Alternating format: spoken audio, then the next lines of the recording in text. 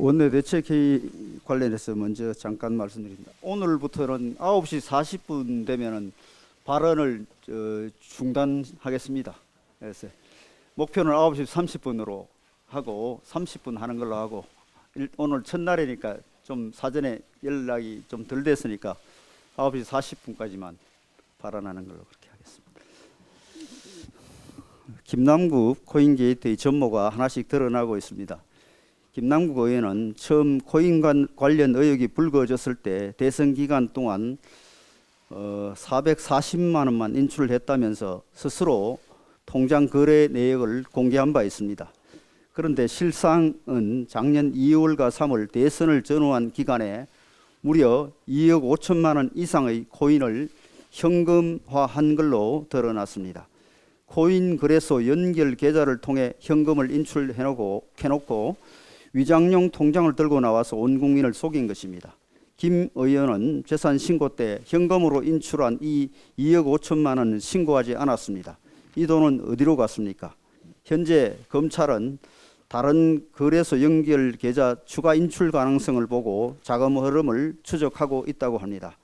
또한 김 의원이 대선 직전에 유믹스 코인 약 51만 개를 클레이페이 59만 개로 교환한 것도 매우 의심스러운 정황입니다. 발행 한 달도 되지 않은 신생 코인 플레이페이에 몰빵을 해서 약 15억 원의 손해를 봤다고 알려졌는데 실상은 자금 세탁 목적이라는 의혹이 제기되고 있습니다.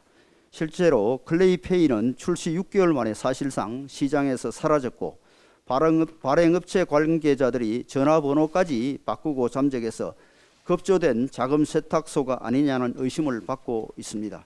이러한 일들이 모두 사실이라면 대선 직전에 자금을 세탁하고 현금을 대량 인출한 이유에 대해 합리적 의심을 가질 수밖에 없습니다.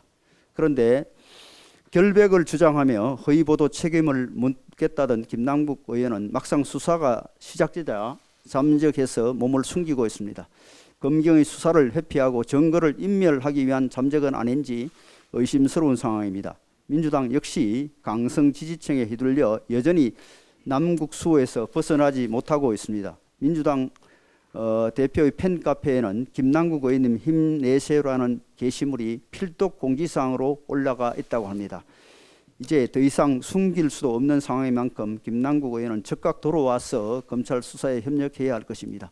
민주당과 김남국 의원은 시간을 끌면 끌수록 국민적 분노만 커지고 죄가 더 무거워진다는 사실을 명심하시기 바랍니다.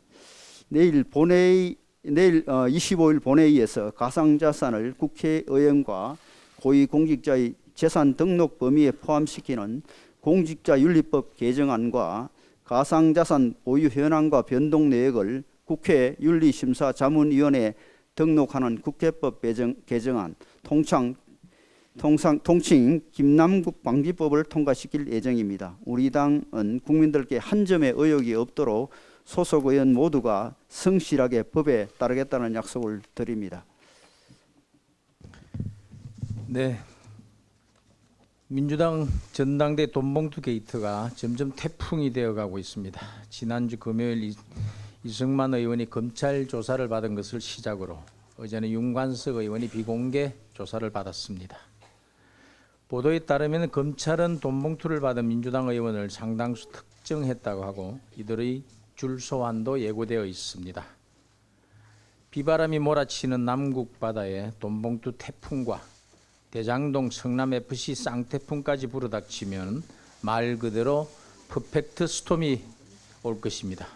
그런데도 민주당은 전무후무한 이런 위기를 덮으려고 터무니없는 오염수 공포를 유포하고 무모한 정치 공세만 거듭하고 있습니다. 민주당 당대표라는 분은 이번 후쿠시마 원전 오염수 시찰단이 오염수 시료도 채취 못한다고 비난했지만 정부는 지난해 한국원자력안전기술원에서 원전 오염수 시료와 후쿠시마 바닷물 시료를 확보했다고 발표한 바 있습니다. 삼권 분립의 근간을 흔드는 위헌 법안도 경쟁하듯 쏟아내고 있습니다. 장애 집회를 열어 후쿠시마 공포를 확산시키고 정략적 의도가 다분한 입법 폭주를 일삼는 이유는 자명할 것입니다. 전당대 돈봉투 태풍과 남북바다에 쏠린 국민적 이목을 어떻게든 전환시켜 보겠다는 의도에는 다른 게 아닐 것입니다. 그런 얄팍한 꼼수로는 국민의 관심을 받을 수 없을 뿐더러 송이김 삼각파도를 헤쳐나가는 것조차 불가능할 것임을 깨닫기 바랍니다. 국민이 민주당을 마음속에서 지워가고 있습니다. 중앙선관위 전현직 사무총장 자녀의 경력직 특혜 채용 의혹과 관련해서 아빠들의 셀프 결재가 있었다는 사실이 드러났습니다. 박찬진 사무총장의 딸이 지난해 3월 선관위 경력직에 채용됐을 때 최종 결재자가 당시 중앙선관위 사무차장이던 박찬진 현 총장이었고 2020년 1월 김세환 전 사무총장 아들이 경력 채용될 당시 최종 결재자 역시 아버지인 김 전 사무총장이었습니다. 공명정대해야 할 선관위에서 자녀 임용 승인을 아빠들이 직접 결재해줬다는 자체가 매우 충격적입니다. 헌법기관이라는 타이틀이 부끄럽지 않은지 스스로에 물어봐야 할 것입니다. 참담하기 이를 데 없습니다. 이런 게 아빠 찬스가 아니면 뭐가 아빠 찬스이겠습니까? 이래도 아빠 찬스가 아니라고 우긴다면 불공정에 화난 청년들의 분노지수만 더 높일 것입니다. 헌법기관인지 가족기관인지 헷갈릴 지경입니다. 며칠 전 우리 당에서 자녀 특혜 채용 의혹을 제기하며 감사원 감사를 주문했음에도 불구하고 선관위 지도부가 왜 그토록 자체 내부 감사만을 고집해 왔는지 이제야 이해가 되기도 합니다. 셀프 결재로 이루어진 선관위 자녀 채용 의혹을 셀프 감사로 적당히 면피하려 해서는 안 될 것입니다. 국민 눈높이에 전혀 맞지 않는 제19 감사기용 보여주기식 맹탕 감사로는 선관위에 대한 국민적 불신만 더욱 키울 뿐이라는 점을 잊지 말기 바랍니다. 이해 충돌의 기본도 안 지키면서 공정이 생명인 선관위를 이끌 수 있을 것인지 의문이 들지 않을 수 없습니다. 오늘 당 소속 행안위 위원님들이 오전 10시 중앙선관위를 항의 방문합니다. 선관위 지도부 자녀 채용 의혹과 북한 해킹 보안 점검 거부 의혹 등을 따져 물을 예정입니다. 감사원의 선관위가 자체 감사를 통해서 이런 의혹들을 제대로 밝혀내지 못할 것이 명백한 만큼 검찰이 이제는 수사에 나서야 합니다. 감사합니다. 이재명 전 경기도지사의 남양주시에 대한 정치 탄압, 다음 정치 보복이 서서히 드러나고 있습니다. 이재명 경기도지사 시절 경기도와 남양주시 간의 진실게임의 전말이 서서히 드러나고 있습니다. 경기도의 남양주시 위법감사 의혹 사건 수사를 최근 경찰이 재개했다고 합니다. 수사를 재개한 경찰이 경기도 감사부서의 불법사찰 의혹도 수사 대상에 포함시켰다고 합니다. 2020년 이재명 경기도지사 시절 경기도는 남양주시가 경기도형 재난지원금을 지역화폐가 아닌 현금으로 지급했다는 이유로 9차례의 표적 감사를 실시했습니다. 이것이 정치보복의 전형입니다. 경기도는 또한 커피 상품권 20장을 나눠줬다는 이유로 남양주시 팀장급 공무원에 대해 무리한 중징계 처분을 내렸고 그 결과 법원은 재량권을 일탈 남용한 위법이라는 판결로 징계를 무효화시켰습니다. 경찰은 경기도 감사부서가 이재명 도지사의 언론 기사에 댓글을 단 남양주시 공무원들의 개인정보를 무단으로 수집하고 관리한 정황까지 포착했습니다. 감사부서 관계자들은 이재명 도지사를 비판한 댓글을 단 이들을 불러 정치적 의도가 무엇이냐, 일부러 이재명 지사가 여론조사 1위로 올라선 날에 맞추어 댓글을 달았냐 등의 말로 몰아세우고 윗선을 대라며 겁박같이 서슴지 않았다고 합니다. 이재명 지사는 남양주시의 계곡 하천 정비사업 성과 가로채기도 모자라 협박과 불법사찰까지 공직자가 아닌 조폭과 같은 행태를 보였습니다. 만약 사실이라면 이재명 경기도정은 공공기관이라기보다는 이재명 산하의 범죄 집단이라고 불러도 과언이 아닐 것입니다. 이뿐만 아니라 같은 해인 2020년 이재명 경기도지사는 경기도형 재난기본소득 정책을 부천시장이 거부하자 도정 방해라며 부천시를 빼고 검토하겠다고 해 결국은 부천시장으로부터 백기투항하게 만들기도 했습니다. 이재명 대표는 대장동 게이트를 비롯한 범죄 혐의에 대해서 검찰의 무리한 수사와 기소인 것처럼 주장하지만 이 말을 믿을 국민은 아무도 없을 것입니다. 자신이 정치 탄압하고 보복하니까 다른 사람도 자신을 정치 탄압하고 보복한다고 생각하는 이런 과대망상에 사로잡히 아닌 것이 아닌가 생각이 듭니다. 이재명 대표의 지난 행적이 뿌리 깊은 지역 토착 비리 몸통임을 증명하고 있습니다. 아니 땐 굴뚝에 연기 나지 않습니다. 썩을 대로 썩은 부패한 권력은 아무리 감추려 해도 감출 수가 없습니다. 이재명의 민주당은 국민들의 따가운 이런 시선을 명심하고 지금이라도 제자리로 들어오기 바랍니다. 하나만 더 붙이겠습니다. 민주당 관계자들의 도덕과 윤리 수준이 과연 어디까지 추락할 것인지 국민들은 의아해하고 있습니다. 김남국 의원이 코인 사태에 대해서 진보라고 꼭 도덕성을 내세울 필요가 있느냐, 도덕성 따지다가 우리가 맨날 당한다 등 이 마치 자신들이 그 윤리 가치 기준이 상당히 높은 것처럼 국민들을 호도하고 있습니다. 사실은 자신들의 윤리와 도덕은 이미 하수구로 흘려보내고 남아있는 빈 껍데기에 불과한데도 말입니다. 지금이라도 정신 차리고 윤리와 도덕 수준을 높이라고 말까지 요구하지 않겠습니다. 제발 국민들의 평균 눈높이에는 맞춰주시기 바랍니다. 이상입니다.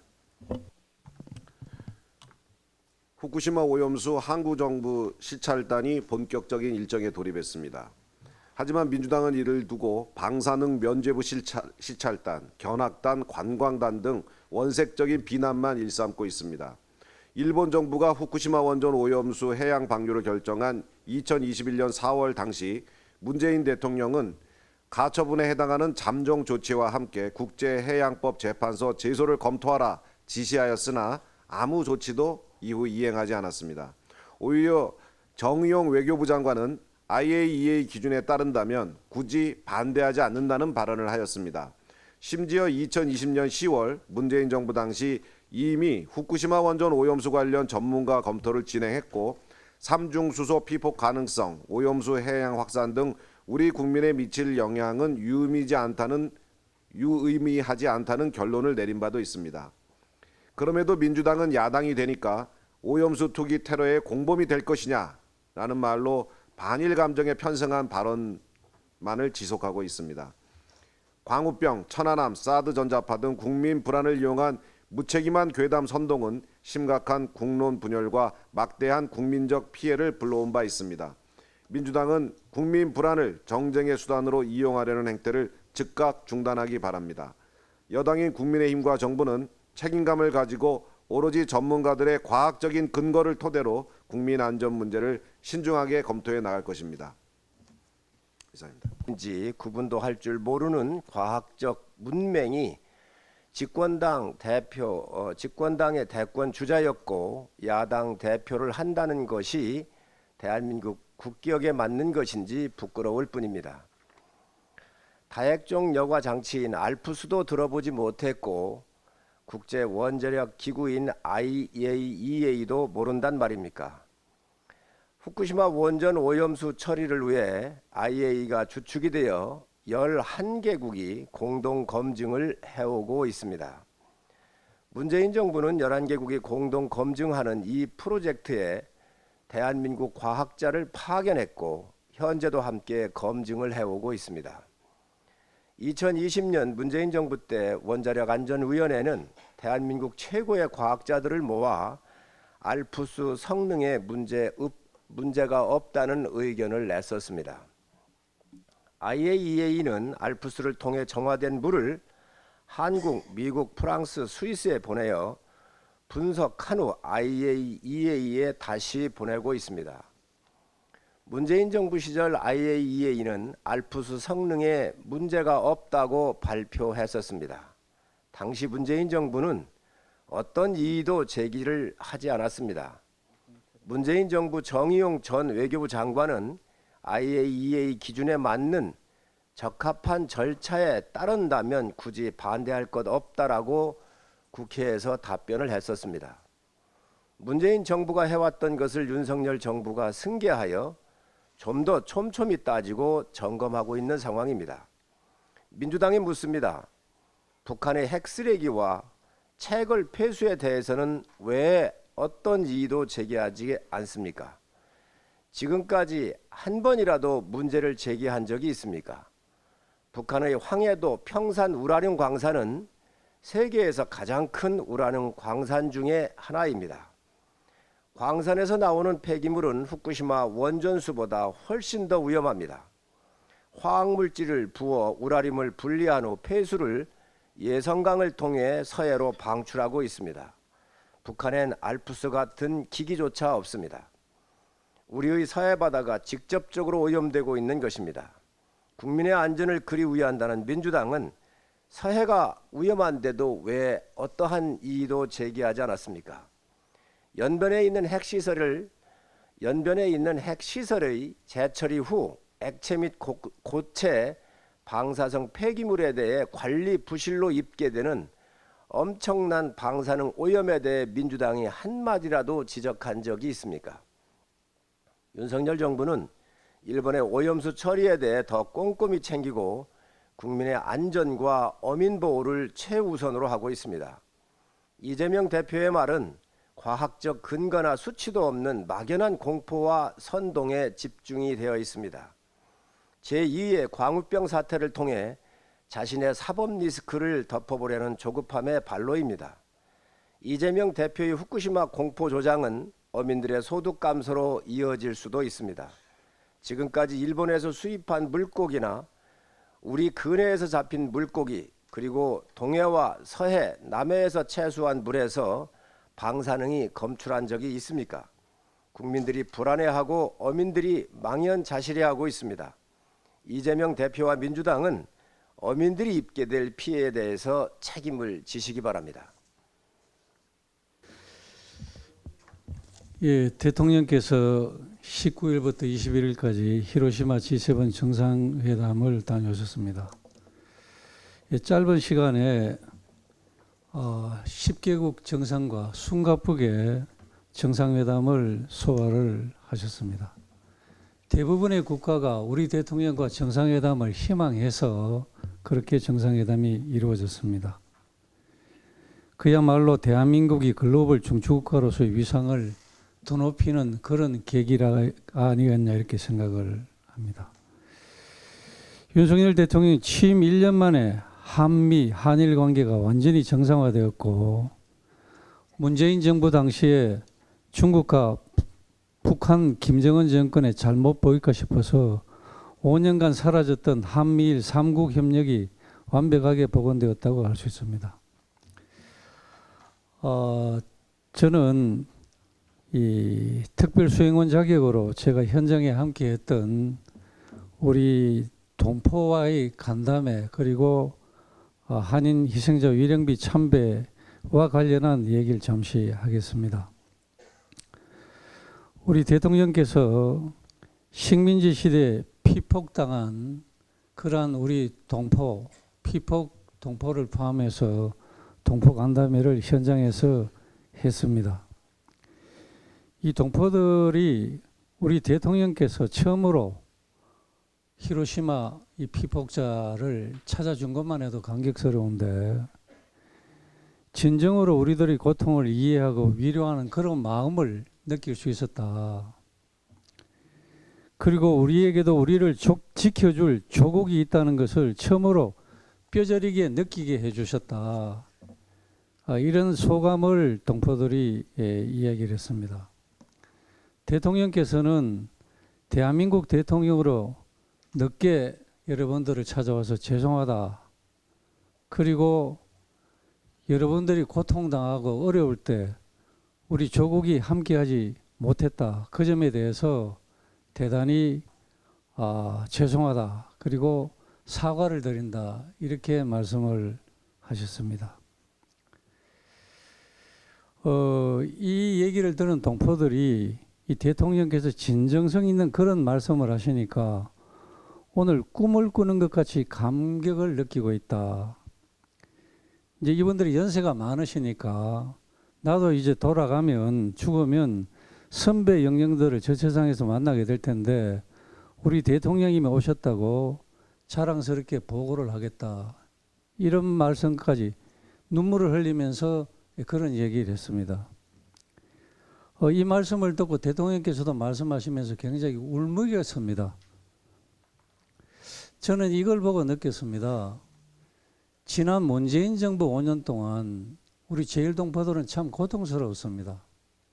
한일 관계가 최악의 상태였기 때문에 동포들이 우리 문재인 대통령이 당시에 일본에 갔을 때 대통령에게 제발 좀 살려달라고 했습니다. 한일 관계가 이렇게 어렵기 때문에 여기 사는 우리 동포들에게는 이 문제가 생사가 달린 문제다. 제발 한일 관계를 좀 개선해달라. 이렇게 호소를 했는데 문재인 정부는 철저하게 외면하고 그 동포들의 목소리를 무시했습니다. 너무나 대조적인 모습을 제가 현장에서 보면서 정말 우리 대통령께서 정말 잘한다. 일본에 있는 45만 동포들도 우리 국민입니다. 우리 국적을 가진 국민입니다. 우리 국민이 그렇게 남의 나라 땅에서 고통받고 있는데 그것을 외면하는 그건 안 되지 않습니까? 이번에 이분들이 일본에 있는 전 동포들이 우리 윤석열 대통령에게 박수를 치고 눈물을 흘리며 감사하고 있다. 이것을 제가 현장에서 보게 느꼈다는 말씀드립니다. 또 21일에는 윤석열 대통령과 기시다 총리가 히로시마 평화공원 내에 있는 한국인 원폭 피해자 위령비를 함께 참배를 했습니다. 이 한일 정상이 함께 참배하는 것 자체는 당연히 처음입니다. 그리고 이 원폭 피해자 한인 위령비는 우리 식민지 하에서 일본에 노동자로 갔던 한국인들이 다수 포함되어 있습니다. 이 위령비에 이 기시다 총리가 먼저 우리 대통령께 함께 참배를 하자고 제안을 해서 갔습니다.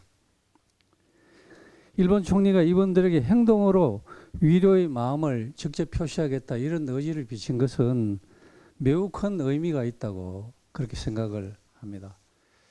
이것은 한일 간의 셔틀 외교 복원으로 지금 한일이 미래를 향해서 힘차게 나아가고 있다. 그리고 일본이 과거사 문제에 대해서도 많은 태도의 변화가 읽히고 있다. 이런 점에서 윤석열 대통령의 한일관계 정상화 결단이 과시적인 성과를 내고 있다고 저는 생각을 합니다. 그리고 후쿠시마 문제에 대해서는 우리 성일종 의원님께서 자세히 설명을 하셨습니다.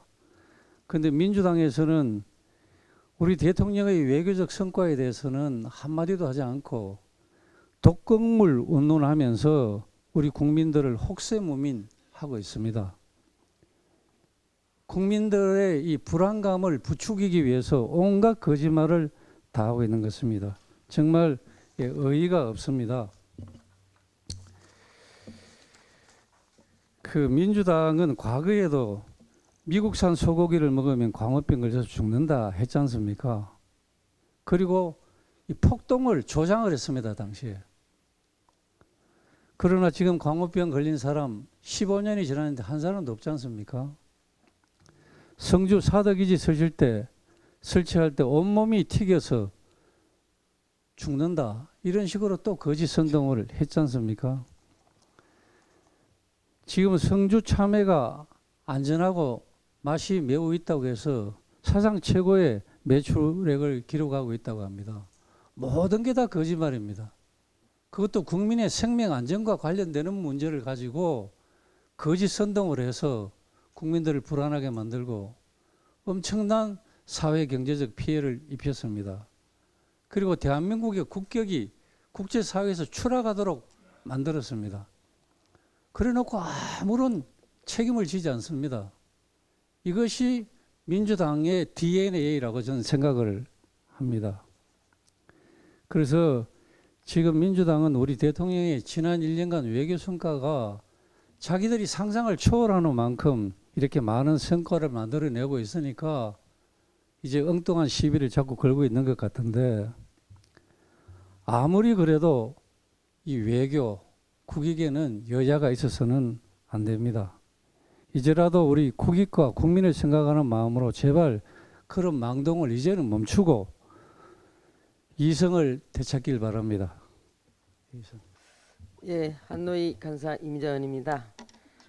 기후변화 영향으로 돌발적인 폭염이나 가뭄, 예상치 못한 오염물질 유입 등으로 특히 여름철에 언제든지 녹조가 발생할 가능성이 있습니다. 최근 기상청에 따르면 올해 여름 기후 전망이 지난해와 비슷한 수준으로 예상되어서 지난해와 같이 올해 하절기에도 녹조 발생이 심각할 것으로 우려되고 있습니다.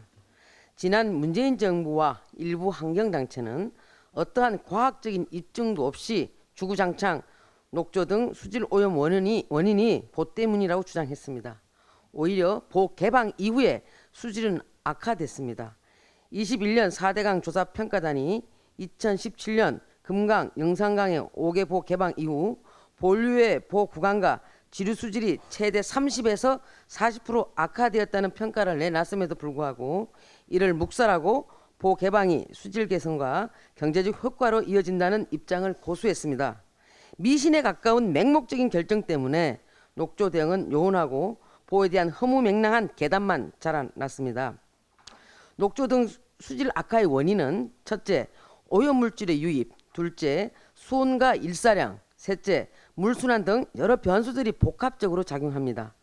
때문에 매년 반복되는 녹조 대응을 위해서 과학적인 수치를 바탕으로 정확한 원인 분석을 하고 이에 맞는 체계적인 처방을 내려야 합니다.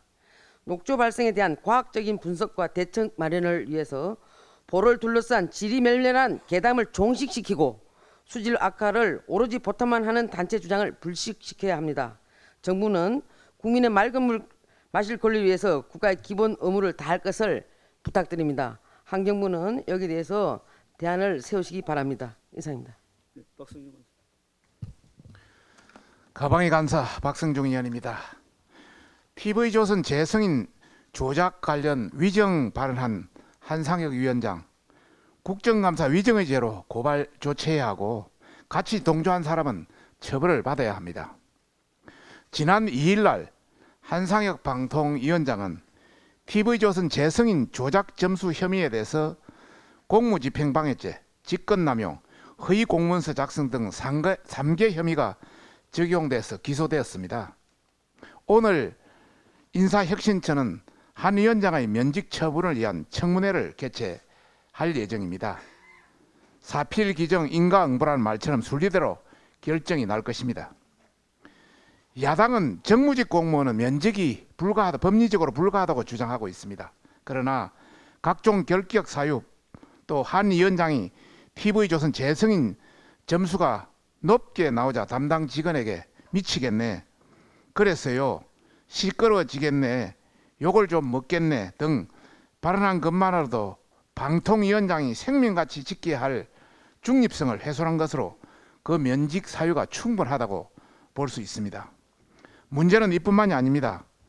한상혁 위원장과 양모 국장은 작년 가방위 국정감사에서 TV조선 재승인 점수 조작과 관련한 위원들의 질의에서 국회를 능멸하는 위정의 죄를 저질렀습니다. 저희들이 작년 국정감사를 전부 한번 스크린을 해봤습니다. 작년 10월 6일 2022년 10월 6일 한상혁 방통위원장은 저희들 입장에서는 엄격하고 투명하게 심사를 진행했다는 말씀을 드립니다를 2번, 3번 강조했습니다. 그리고 같은 날 양모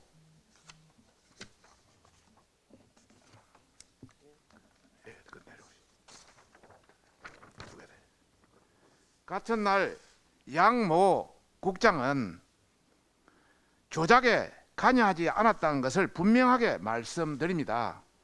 조작하지도 않았고요. 이런 내용이 계속 나옵니다. 그 주장한 바 있습니다.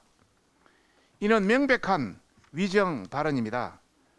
검찰 조사에 따르면 담당자들은 한 위원장의 암묵적 지시를 받고 평소 친분이 있던 심사위원들에게 심사 점수를 낮게 고치는 방법으로 결과를 조작하였다는 게 만천하에 드러난 사항입니다.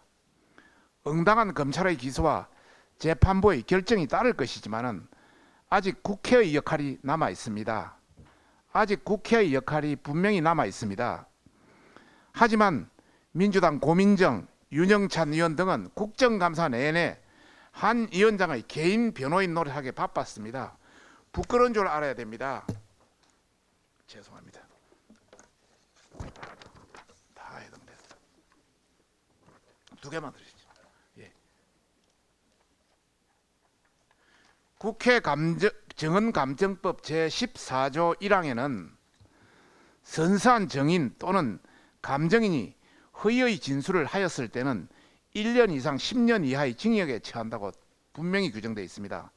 또 15조 1항에는 위원회는 정인, 감정인 등이 위정의 죄를 범하였다고 인정한 때는 고발하여야 한다고 규정하고 있습니다. 이에 따라 정청래 위원장은 한 위원장의 국회 위정의 죄를 엄단하게 물어야 할 의무가 있는 것입니다. 됐습니다. 이뿐이 아니라 친민주당 세력인 특정 학회가 추천한 2명 정모 박사, 최모 교수는 지난해 9월 입장문을 통해서 적법한 절차에 따라 독립적이고 양심적으로 심사 업무를 수행했다고 반박했습니다. 그리고 방통위 공무원 노조도 지난 1월 감찰 기간에 먼지털이식 수사와 감사, 정권의 계략, 정권 수호의 앞잡이로 전략시키려 한다.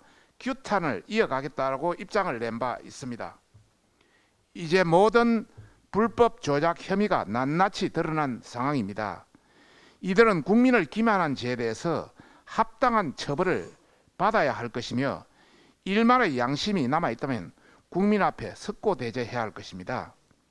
아울러 이번 가방이 전체 회의를 또다시 독단적으로 개최한 정청래 위원장은 국회 상임위를 민주당 정쟁의 놀이터로 삼지 말고 한상혁 위원장 등의 국정감사 위정의 죄를 묻기 위한 고발 의결 안건을 받아들일 것을 강력히 경고합니다. 이상입니다. 네, 기재관사 유성을 의원입니다. 간단하게 말씀을 드리겠습니다. 어제 국회의원 등 고위공직자의 가산자산 신고 등록 의무를 골자로 한 일명 김남국 방지법이 국회 행안위 법안심사 소위와 그리고 정개특위 전체 회의를 통과했습니다. 국회법 일부 개정안의 경우에 현행법이 규정한 국회의원이 사적 이해관계 등록 대상에 코인과 같은 가상자산도 포함해서 국회의원의 의정활동에서 있을지도 모를 이해 충돌을 방지하자는 것이 그 핵심입니다.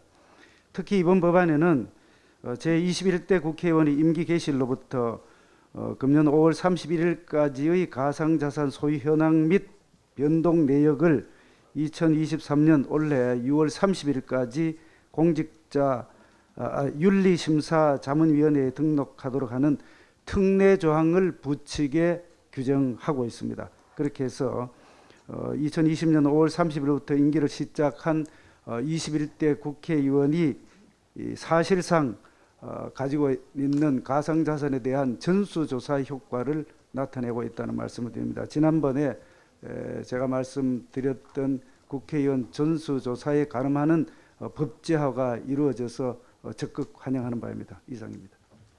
김정재 간사님. 네, 국토의 간사 김정재 의원입니다. 어제 국토법안소위에서 전세 사기 피해자 지원을 위한 특별법이 여야 합의로 처리되었습니다. 4월 27일 국민의힘은 특별법 제정안을 발의했습니다. 그 이후에 5차례 여야가 그야말로 진지하게 논의했습니다. 각고의 노력 끝에 실효성 있는 최선의 대안을 마련했습니다. 먼저 피해자 대상을 대폭 확대했습니다. 이중계약이나 신탁사기 그리고 깡통 전세, 근생빌라 등등의 피해자를 모두 포함했습니다. 구체적인 내용은 주요 내용만 말씀드리면은 경공매 시에 피해자들의 우선 매수권을 줍니다. 그리고 두 번째는 그 주택에 살고자 할 경우 또는 다른 LH가 공급하는 임대주택에 살고자 할 경우에 모두 가능합니다. 그래서 LH에서 공공 매입을 해서 임대하는 그런 방법도 취하고 있습니다. 세 번째는 최우선 변제금이 가장 문제였는데요. 쟁점이 된 부분입니다. 이 부분에 대해서는 10년간 무이자로 전세 대출을 해주기로 했습니다. 그리고 신용 정보에 관한 겁니다. 이것도 굉장히 중요한데 모르시는 분이 많습니다. 그러니까 피해자들이 전세 대출을 받은 돈을 상환하지 못하는 경우가 있습니다. 이 전세 대출을 상환하지 못하는 경우는 바로 그 신용에 문제가 생깁니다. 그래서 다른 여타 대출이 불가능한데 이 부분을 해결하고자 연체 정보 등록을 그리고 또 연체금 부과금을 20년간 유예하기로 했습니다. 그리고 그 전세 대출금을 20년간 최장 20년간 무이자로 분할 상환을 할 수 있도록 했습니다. 그리고 모든 피해자들이 시간도 없고 바쁘고 또 법적 지식이 잘 없기 때문에 이런 부분을 도와주고자 경공매를 신청하는 모든 분에게 허그가 처음부터 마지막까지 원스톱 서비스를 해줍니다. 이 비용의 70%를 국가가 지원해 줍니다. 그 이외에도 생계 지원으로 생계비, 또 의료비, 주거비, 교육비 등등을 지원합니다. 최선을 다했습니다만 부족한 부분이 있습니다. 앞으로도 계속 피해자들 분들의 그 어려운 목소리를 들어가면서 이 법을 조속히 시행하고 문제점이 혹시 발생되면 국회에서 다시 또 진지하게 논의를 해서 후속 조치가 필요하면 또 법에 개정도 하고자 합니다. 많은 피해자분들 힘내시고 혹시나 그 다른 또 의견들이 있으시면 언제나 우리 국민의힘이 열려 있으니까 연락을 주시면 저희가 성심성의껏 국민의 목소리에 귀를 기울이겠다는 말씀을 드립니다. 이상입니다.